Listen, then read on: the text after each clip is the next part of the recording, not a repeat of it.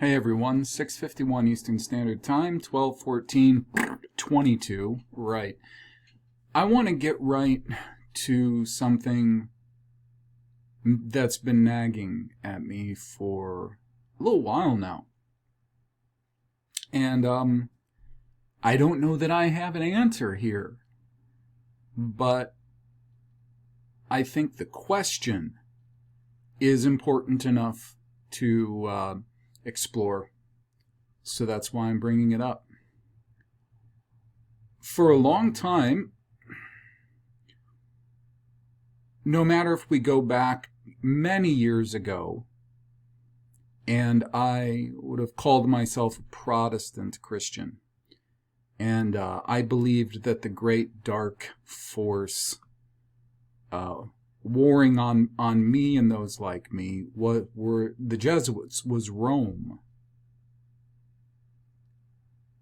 And then, through a lot of information, I changed my opinion and my theories and went to the Jews. It's the Jews.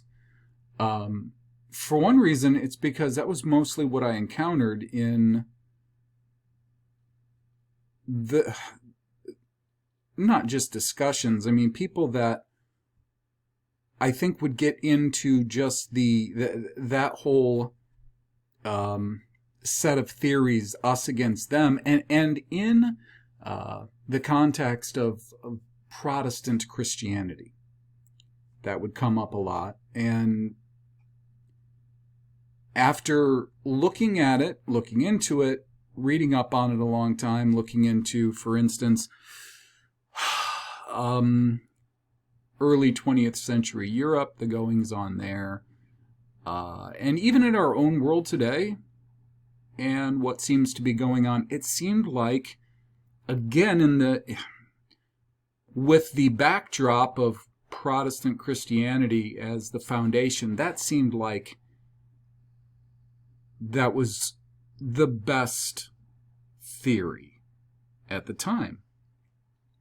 And because it was very difficult to talk openly about it on a lot of platforms, that actually helped to solidify that as the better theory, or the best theory.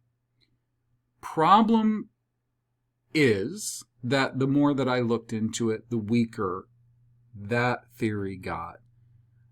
And now I'm at the theory that the people who are in opposition and are in fact invisibly making war on not only me and my kind, but mostly everyone who's not them, and they use groups against one another in order to retain their power and to keep all of those groups out of power, and most specifically the groups that would present the most problem to their continued hegemony. Of course, this is why they go out of their way to keep white groups and white countries sort of chasing their tail, and bring in other groups to create an upset environment. Now, the people who still espouse it's the Jews theory, and maybe even some of them that espouse the whole Rome theory, they would probably even recognize this as being tactical. The big difference is as I started realizing that it just couldn't be the Jews for a lot of reasons. One reason is the whole character of what seems to be a Jew over the last couple of centuries. When you really look back, it has completely changed from being somebody who looked just like your everyday European white guy to the Ashkenazim, who we now perceive, ever since at least about World War II Germany, as the Jew. They sort of replaced this other group that was completely different, not even genetically the same as them, which was weird, of course, right? And as you keep following down that track, you find out They simply are another group who is used, and very effectively. And I would imagine because they have a skill set that is quite different than the other groups that they use to upset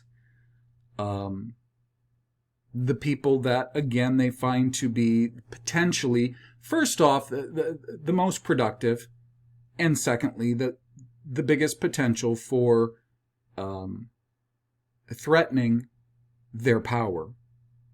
It's just as obvious as it can be, which is where I had to finally come to. This whole conflict is between separate tribes and peoples within the same racial category. And of course, them being very intelligent, the people who are secretly and invisibly running everything have been for, it would be fair to say, at least a couple of centuries.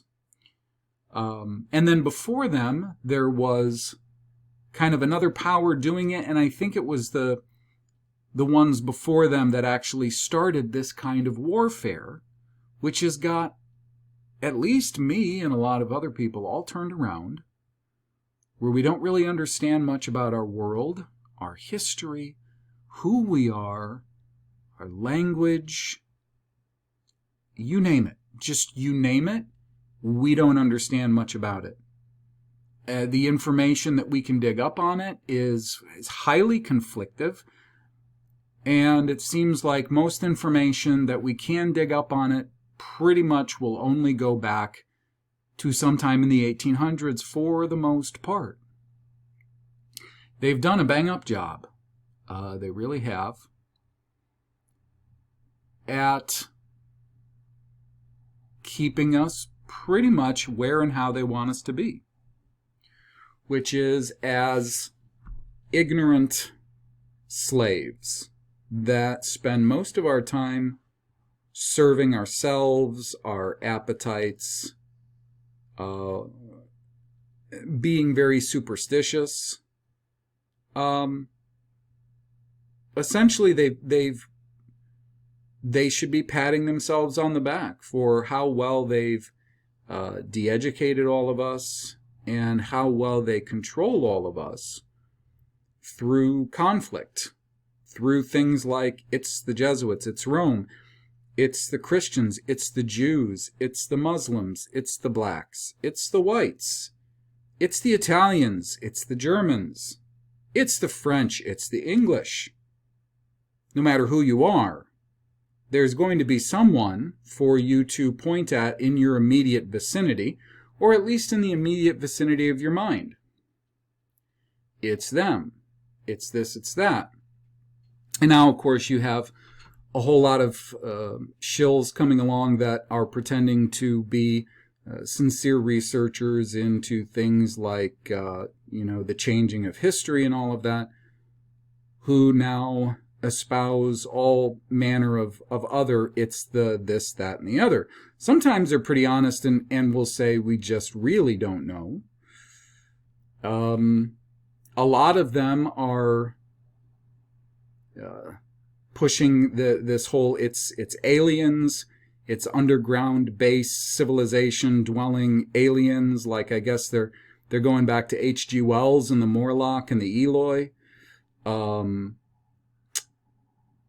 And then, others will hammer on the theory of a great catastrophes, mud flood, and then whomever was left standing after all of that, they're the ones who seized power and decided, for some way, somehow, they decided, I guess out of the blue, and this wasn't being done before, that they decided that the only way to keep control was to fool everyone, which doesn't really make a lot of sense either. You would expect, if we've come to the point that we're at today, that it would be through a progression of tactics, wartime tactics, which I believe it was. And that's why I said that the current regime which I believe is made up of a number of families. You can call them kings, kings of tribes if you want, and that's fine, because that's pretty much what they are. If you have men that are the heads of tribes or families, you can call them kings, the meleks from the Bible, whatever. But I believe that it was the regime in power before them. The name from the Bible we know, but it's very difficult to place that name in our own day and time, which was Yun, Y-U-N, which today we would call John, Ian, names like that. That's literally the name of the third kingdom that Daniel prophesied about. Just from the time of Babel forward, the fourth one remained pretty much nameless, and we aren't currently privy to a lot more information about them other than their tactics, how they would work, and some bits of power and political intrigue within the structure of this confederacy of peoples, and that have sought to enslave the rest of peoples through deception. So brings us to my opinions that I've expressed about them. Now, I have, first off, if you're somebody who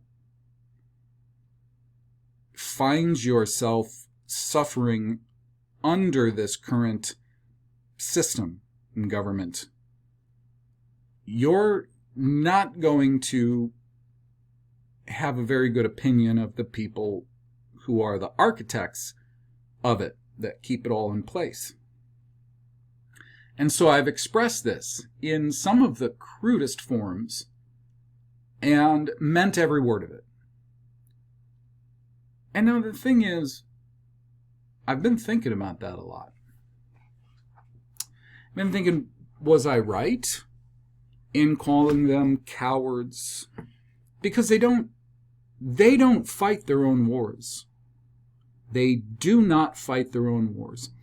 They and their inner circle, essentially, the people actually that can put their hand on the button, let's say, and make things happen, they're not the ones on the other side of that button that actually fight the wars. As I said, they have just designed systems and methods to keep various groups not necessarily warring, sometimes warring, but pretty much upsetting one another continually, which keeps them continually in power and allows them, through subtlety and through deception, and this is an absolute fact, they do use deception, they do use subtlety, they use outright lying and tactics like that to keep themselves in power, to keep everyone else out of power, especially the enemies.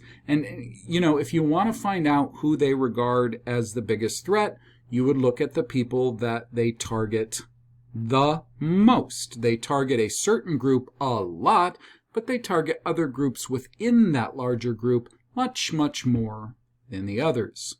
So you can kind of get an idea of where their targets are as far as who they want to keep down the most, or perhaps ultimately eradicate. They do this through deception. They do not make war in any sort of honest, overt, clear way, but they make slaves of everyone. They keep everyone living lives that are lies. They keep everyone dying deaths after a life of nothing but lies. In my opinion, for centuries, they have stolen more lives than can be counted. This is, of course, why I have such a low opinion of them. However, a few things need to be said, besides the fact that these people, first, are not just simply the like the weirdo satanic freak show that some shills out there like to make them out to be. Do weird rituals happen at higher levels? Maybe. It's possible. I think a lot of that is meant to be optics to make us think they're Satanists, when in fact they're people who simply want to continue ruling the world. Now, they might have underlings that are very useful to them, which happen to be psychotic, fucked up people who would actually like to torture other people and creatures, do weird-ass rituals, believing that they're appeasing demons or gods or whatever, and they allow them to do that because, first off, it looks very good in optics. People can think those are the people at the top doing that weird shit and they're Satanists, and then you start believing people like David Icke and other people who call them Satanists. They're Satanists. I don't think the people really, the architects, are anything of the sort. In fact, I don't know this, but I would actually count on them believing the Bible for the most part and keeping themselves in a position of moral superiority to the rest of us, because if they weren't keeping a certain moral superiority to us, they could not rule us. If they were not morally superior to us and we were not morally inferior to them, they could not hope to sustain a rule over us. So I think whatever they're doing and whatever they believe is something quite different than what pretty much all of us have been led to believe. And of course, it's not what most of these shilly so-called researchers, COINTELPRO people, are convincing us of what is what.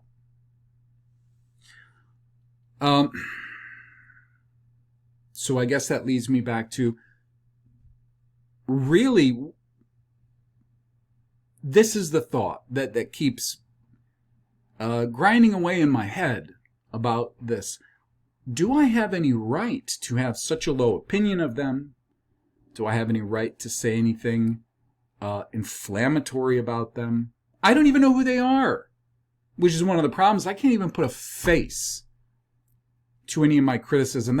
That bothers me. But still, do I have a right, when considering the way that things are, considering history or biblical history? Let's just go from the Bible, considering who would appear to be in the right based on their actions biblically. Do I have the right, being who I am, which is essentially, for all intents and purposes, a nobody, to have the opinion of literally the people who have been put in power? I said put in power to rule the world, who have retained that power for centuries, and I believe only for a couple of centuries.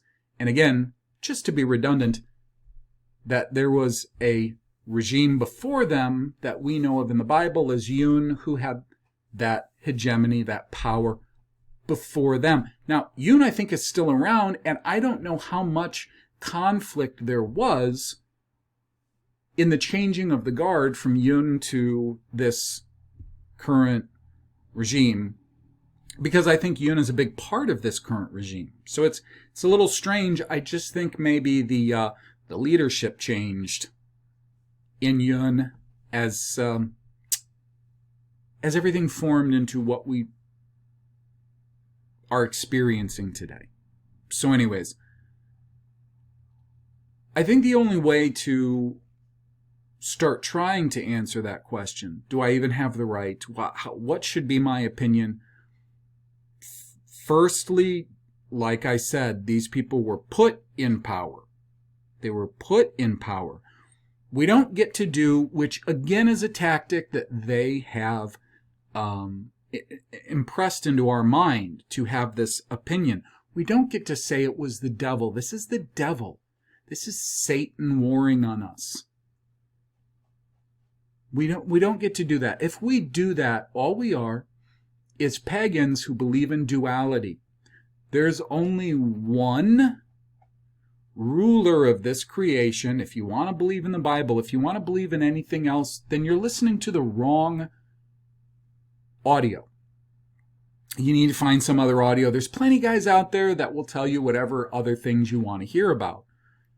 But we're going from the Bible being historic and not the language being accurate, but there is an accurate document waiting below the Masorah. And that it represents the one who created this realm that we live in. And he is the only power who decides the way things go, who comes into power, who retains that power, who doesn't, who lives, and who dies. Him, only him, it's always been only him.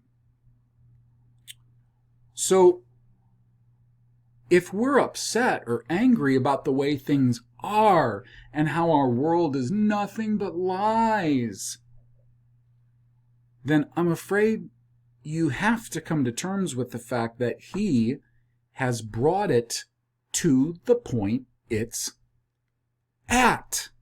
And he can. There's nothing immoral. It is obviously the state of the world, and the fact that he's brought it to this state is obviously an effect from the cause of many people's behaviors up until this has been in my opinion, a logical, gradual progression of really everything becoming worse because of everyone's behavior becoming worse. It's exactly what happened that we see in the Bible in the house of Israel and the house of Judah. Their kingdoms became gradually worse and worse and less powerful, and more powerful people took over the kingdoms around them, because it was a progression, and all of those things happened by the ordinance and will of the Creator God of the Bible, whom I believe is absolutely called Yahweh. That person is the only power that can make these things come to pass, who ordains them to come to pass. So if we hate the way things are, we can't just blame it on I don't care who. We can't blame it on the devil. We can't blame it on Satan. We can't blame it on aliens. We can't blame it on underground Morlois. We can't blame it on the Jesuits, Rome, Jews, anybody. He brought this. However, it's not like we can blame it on him like he's immoral. He brought this in response to centuries, and I'm saying centuries like as in many, like millennia, centuries of our behaviors. And here's what we can take away from this. And yeah, this is all padding before I get to the point of the attitude towards the regime in power. But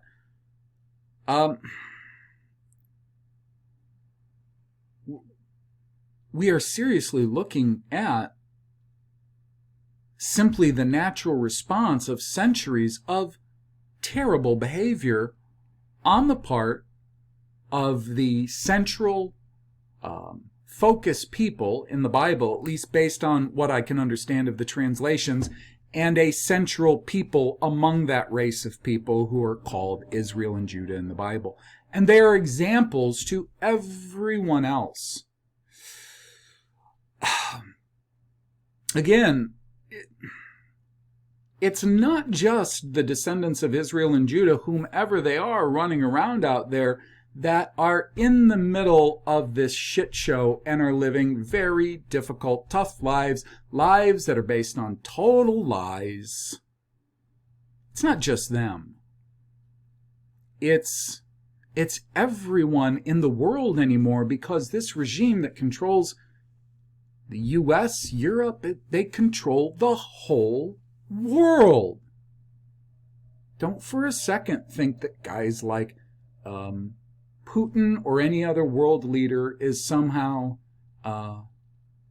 outside of their sphere of influence and control. Don't think Gaddafi isn't. Gaddafi got naughty and they had to teach him a lesson. Hussein, they had to teach him a lesson. They had to remove him because probably he just started believing his own bullshit and got a little out of line. And they had to do something about it. But please don't for a second believe that these people are operating outside of this worldwide regime. They control the whole damn world. But it's an uneasy alliance. Remember, this is a number of people. It's a confederacy. So they're partly very strong, but partly they're weak. They have weaknesses. Maybe they know this. They probably do. They're very intelligent. Imagine for a second how brilliant the architecture of the old world is. That's one of the still standing things that we can witness, is how brilliant the architecture and the technology, what bits and pieces we can witness of the old world were. These people have never had a break with the old world. They're the ones who still understand the old world. They're the ones who took the whole world from existing in the old world to believing that they existed in a completely different world, and that they participated in things like the Industrial Revolution and, oh my God, we have a light bulb instead of a candle, and crap like that. They've been existing in the understanding, mindset, educational level of the old world this whole time, which is one reason that they are so far ahead of us in what they understand, what they know. They obviously know human psychology very, very well. And when I say human, I mean every different race there is and the psychology thereof, and they use this to their advantage. That's the padding for what's the attitude. And it's really tough to figure out, what should my attitude be? Should I still have an attitude towards them that's one of disgust and loathing? Because there's no way in this current world and system that me, people like me, my children, my loved ones, are ever going to be anything more than abject chattel slaves. That makes me angry. Makes me angry. And though it is absolutely the desire of the people ruling the world to make sure that that is in fact the case, that we all stay slaves and that they stay in power, it is their desire. So they are enacting their will and their desire. However, it's still been absolutely ordained, and things are going to be like this, and me and my people, my children, we're all going to be slaves for as long as the Creator, the Sovereign, has chosen for it to be like that. And I hope we learn something from all of this. I hope the whole world, the whole entire world, learns something from this, so that it can never, ever, ever degenerate to the point that everything degenerated to, which gave fertile ground and a rise to the kind of power and system that currently exists, whom, quote-unquote, God himself has ordained them to be in control. Think about how bad we got, and still are, even though a lot of this is based on, yes, it's nescience and it's ignorance, it's superstition. We've been reduced to stupid, childish people. We're all man and woman children, all of us. I don't care if you're 80, 90 years old. You're a man child. You're a woman child. That's what we've been reduced to. Not all of us, but most of us in the slave population. It's that way because everything got so awful that this was just the natural consequence of that behavior. So the people ruling the world, they're at war. They're not at peace. They are at war. They're continually at war. Either they are sending us to war on one another in all sorts of various different ways, or they are using people or ideas to war on us and make us war against one another or make us war on ourselves. They're at war. They have been at war for centuries now. They are not at peace. We are not at peace. This is the longest war probably in the history of mankind and the creation. What we live in. The longest war that has ever been, and it's continual. It hasn't started and stopped. It's a continual war of them on us, on everyone else, the whole creation, for centuries. And this is how they believe, in my opinion, that they have to do everything in order to rule, is to continue this secret wars waged on everything I just described, essentially espionage. And they can retain power. So what's the history, though, of wars, enemies? I mean, war is not entirely condemned because of what? Because of the behavior of one party or the other. Wars are oftentimes used to remedy the problems that large groups of people tend to create. Wars are used to remedy those things. Wars aren't condemned in the Bible. Maybe someday I'll learn so much about the language of the Bible, I'll decide, oh, wow, I had no idea war actually is condemned in the Bible. But as we have it, in context, everything I've seen so far, I don't even yet I have absolutely no inkling of a hint that war is not very useful. Because of what? Because of the state of man. Because of the character of man. War is useful. So, we are in a state of war. We have an enemy who is invisible, who use espionage and use proxy armies of every kind imaginable to war on others. That's the state of things. So let's see, war in the Bible. How does that look? So one of the earliest examples that we have of really war without just an army, maybe we can understand a lot about the nature of war, how it's viewed even just in the pages of the Bible. I was going to get into actually the conflict of the cities of the plain in Genesis 14, but there's way too much to that could be extracted. So this is a good example. Exodus. Exodus chapter 1. In Exodus chapter 1, for those who don't know, it begins after Israel has been in Mitzrayim for maybe a century. Maybe. Because Israel were only slaves in Mitzrayim, not Egypt, for, probably around a century.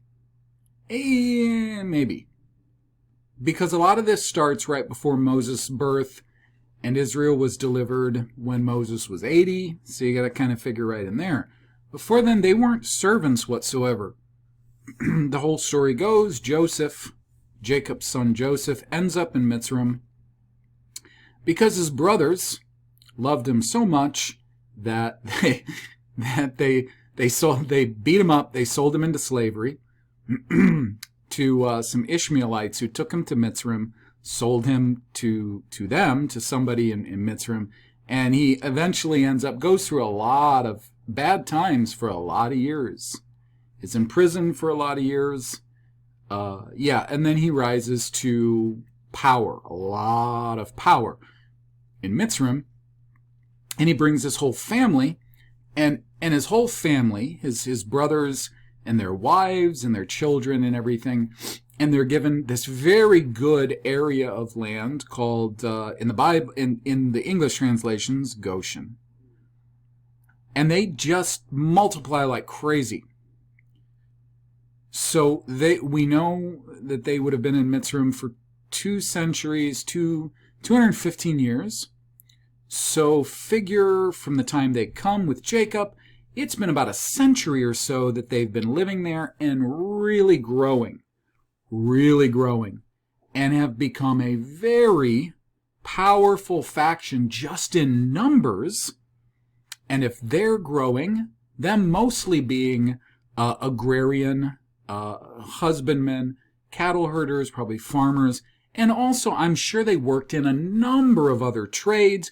And with Joseph being as powerful as he was, I'm sure his children and others in his family became entrenched in the government, in various aspects of the government quite a bit. There's far more implications to this story than what we tend to understand when we just do a quick reading over it, okay? So about the time, this is after Joseph's gone, I can pick up in Exodus 1:8. Now there rose up a new king over Mitzrayim, who did not know Joseph. And he said to his people, the Mitzri, behold, the people of the children of Israel are more mightier than we. Come on, let's deal wisely with them, subtly. He doesn't want to go to war with them. They're mightier than them. He didn't want to go to war. Let's deal subtly with them, lest they multiply, and it come to pass that when there falleth out any war, they join also our enemies and fight against us, and so get them up out of the land. He's saying that they're, put this into modern terms, he's saying the children of Israel are so powerful, not only have they multiplied so much, but they've gained so much power. You have to figure with as powerful as Joseph was and everything I just went over, they would hold positions of power at this time. And they would be looking at them, Pharaoh or Proeh would be looking at them as a 5th column inside Mitzrayim. Rightfully so. I am going to add that. Rightfully so. He's looking at them as a 5th column. And what he's saying is, what if we have a battle with somebody? What if we have a battle with Aram? Aram was a nation by then. What if we have a battle with Edom or Amalek, who are closer kin to the Israelites? What if they decide to fight with them and really destroy us, our people, our empire, and leave us in ruins? He's not imagining these things because he's a psychopath, okay? And he says, therefore, did they set over them taskmasters to afflict them with their burdens, and they built for Pharaoh treasure cities, Pithom and Ramses. But the more they afflicted them, the more they multiplied and grew. That sounds familiar too. It really does. And they were grieved, the Mitzri were grieved because of the children of Israel. I believe precisely what the language, the source language, is actually saying is that they effected a subtle change of power. And they believed that if they did that, that it would help. And it didn't. Israel actually continued to grow. So this is happening over a long period of time. They tried one thing. They're not going to war with them. But he is at war with them. Pharaoh and the Mitzri They're at war with Israel. Israel doesn't know it, but they are. The thing is, this tactic, it didn't work so good.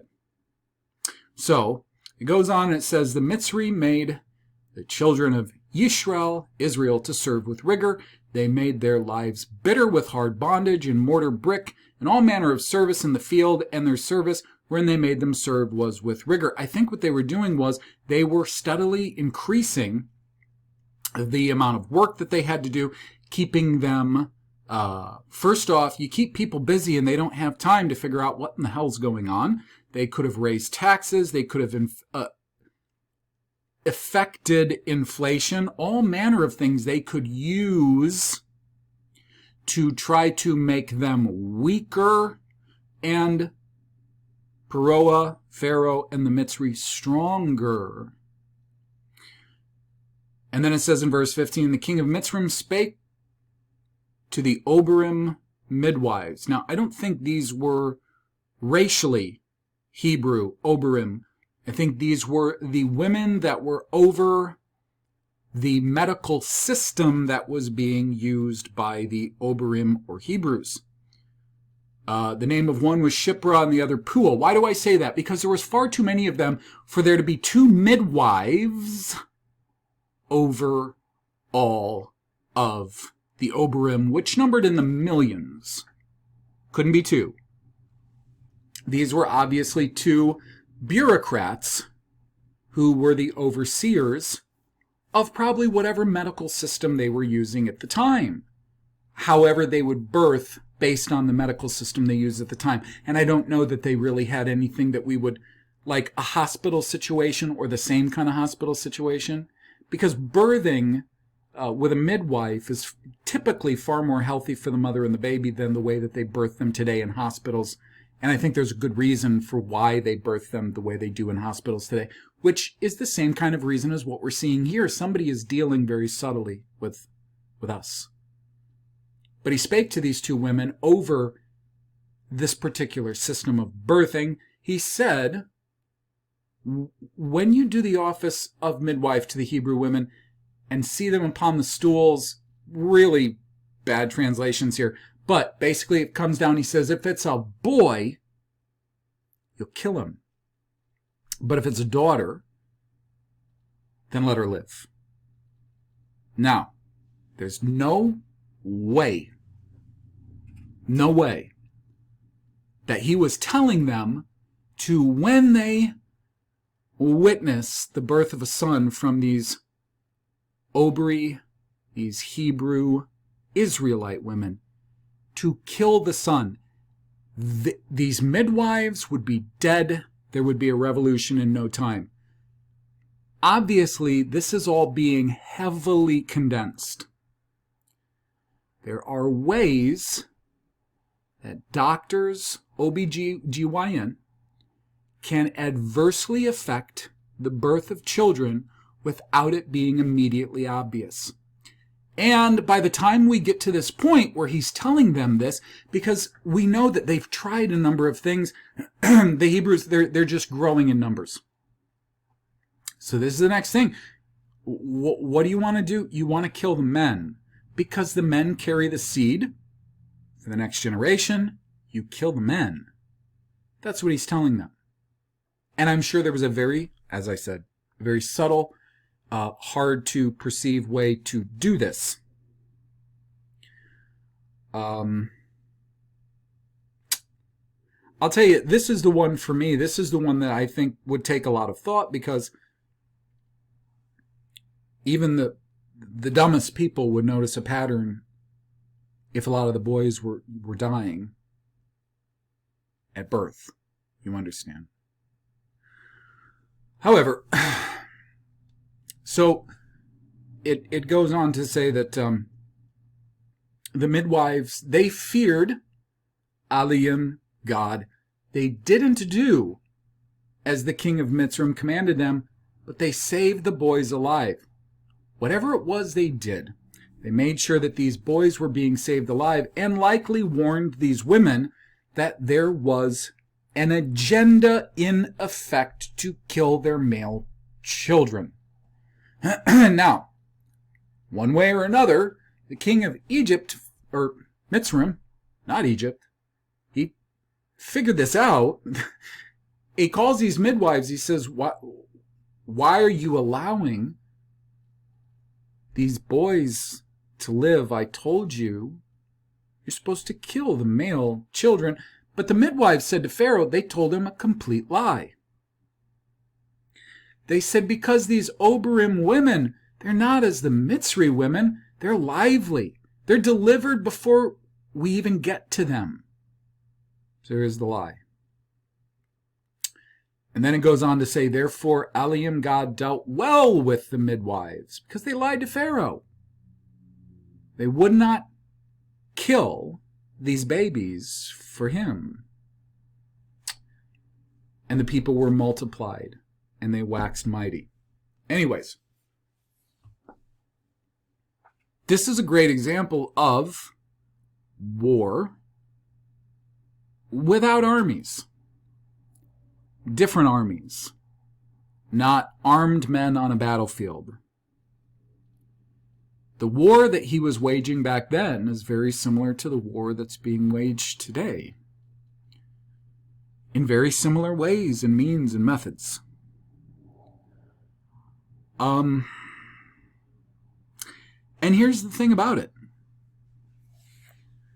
The Pharaoh or Pharaoh that came up with this scheme, many of the schemes that still remained when Moses was 80 years old and came back to Mitzrayim after being in exile for 40 years. That Pharaoh, that he was gone. There was a new one that was in power. I don't see a word of judgment in here regarding this, the tactic that this king of Mitzrayim used. I'm not calling it right or wrong. I'm saying I don't see. And the thing is, all the terrible things that happened to Mitzrayim happened after this king of Mitzrayim was gone. Because one of the reasons that Moses was encouraged to come back by Yahweh is he told him that the king of Mitzrayim, who wanted him dead, who had basically served as his grandfather for about 40 years of his life, he said, he's dead. That one was gone when all of the events that you see in like the plagues of Mitzrayim and all of that occurred. He was dead and gone. And I'm just saying there's not a word of judgment per se in here about what he was doing one way or the other, because he was at war. The sticking point for me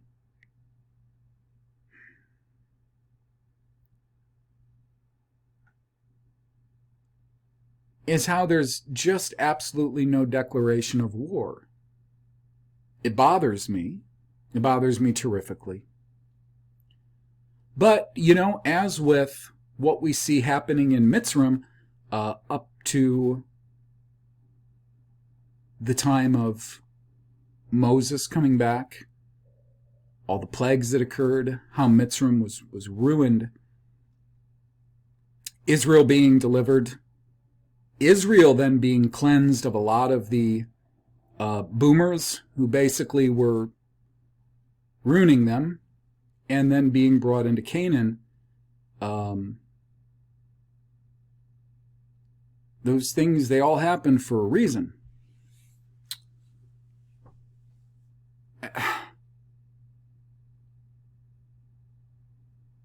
And as brutal and savage as, for instance, this king of Mitzrayim was that we read about in Exodus 1, and his predecessor, so obviously his son, was probably every bit as brutal in the sense that he was certainly a nationalist, and he was certainly dead set on keeping Israel enslaved. I'm sure it was freaking great for his economy, which a lot of it goes back to Joseph and how much... A lot of this doesn't necessarily have to do with this man's concern for his people either. this king of Mitzrayim for the Mitzri people necessarily. And we'll find that pattern all the way through the Bible and in our own present day.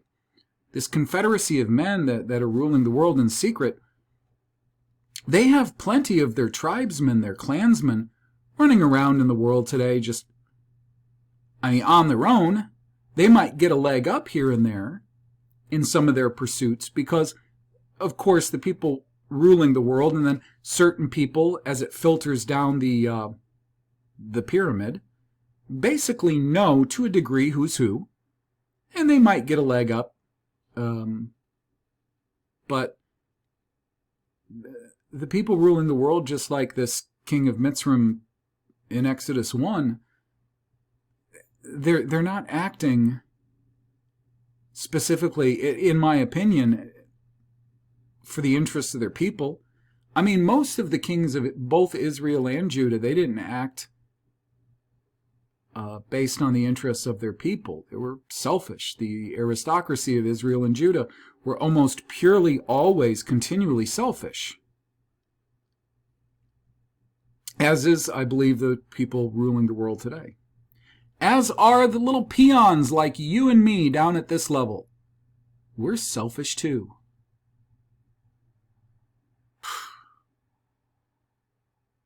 I'm just not seeing anything getting any better if that's the way things are going to continue to be indefinitely.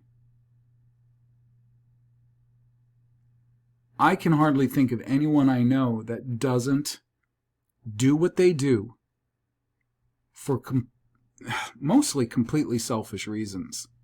And you can't point to me and say, well, what about Christians? They do so many good things for so many people, and they do so much charity and so. Right. The thing is, I grew up in a church. I've been around churches off and on my entire life. These people, who will never admit it to you, are doing mostly everything they're doing because... Why? Because they're storing up treasures for themselves in heaven. They're not doing it for any other reason. Now, I'm not saying there's nobody out there that's unselfish. That wouldn't be true. I'm saying the vast majority of every last person on the face of the earth is remarkably selfish.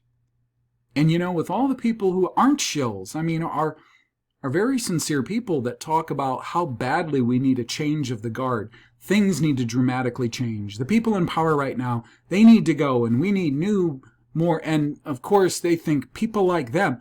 We need people like them in power because they do the right thing. They wouldn't do everything selfishly in order to promote their own seed and their own family. Why would they do that? And themselves to retain their own pleasures and desires and so on and so forth? Of course not. Why would we ever think they would do that? Well, I think they would do that. That's why I don't think that you can entirely change the government right now.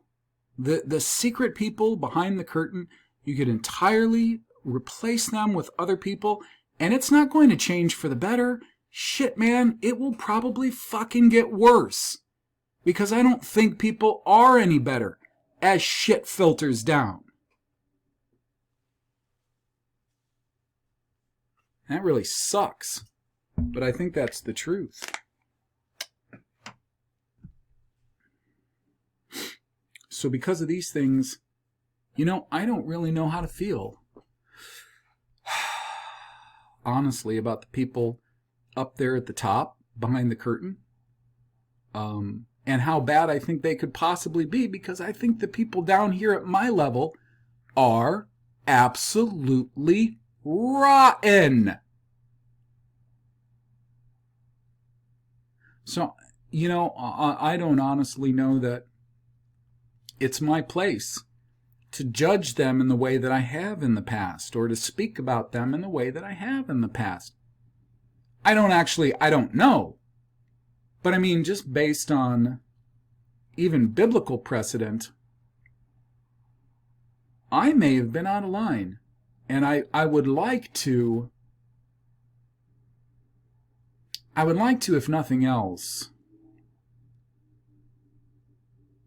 grow in my understanding of myself, people, our Creator, why things are as they are, what has happened, whose fault it is, how we can remedy it if we even can. I would simply like to have a more mature view of everything, which is why I bring the topic up. I'm not 100% one way or the other regarding this, but it certainly is something to give, I think, some very sober thought to, if nothing else.